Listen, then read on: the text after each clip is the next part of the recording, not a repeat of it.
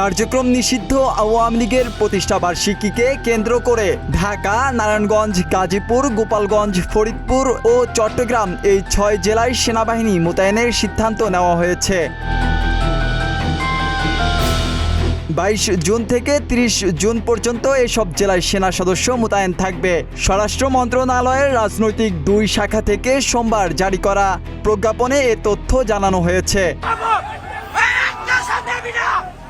প্রজ্ঞাপনে জানানো হয়, কার্যক্রম নিষিদ্ধ বিভিন্ন সংগঠন কর্তৃক দেশের বিভিন্ন স্থানে বেআইনি মিছিল, শোডাউন ও অন্যান্য কর্মসূচির মাধ্যমে নাশকতা ও বিশৃঙ্খলা সৃষ্টির আশঙ্কা রয়েছে।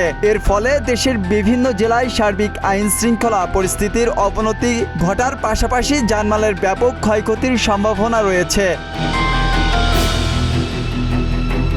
আইন শৃঙ্খলা পরিস্থিতি স্বাভাবিক রাখতে ঢাকা মেট্রোপলিটন এলাকা, চট্টগ্রাম মেট্রোপলিটন এলাকা, গাজীপুর মেট্রোপলিটন এলাকা, নারায়ণগঞ্জ, গোপালগঞ্জ এবং ফরিদপুর জেলার শান্তি শৃঙ্খলা রক্ষা, জননিরাপত্তা নিশ্চিতকরণ এবং জনগণের জানমালের সুরক্ষার লক্ষ্যে ২২ জুন থেকে ৩০ জুন পর্যন্ত ইন-এইড টু সিভিল পাওয়ার এর আওতায় প্রয়োজনীয় সংখ্যক সেনা সদস্য মোতায়েনের কথা উল্লেখ করা হয়েছে প্রজ্ঞাপনে।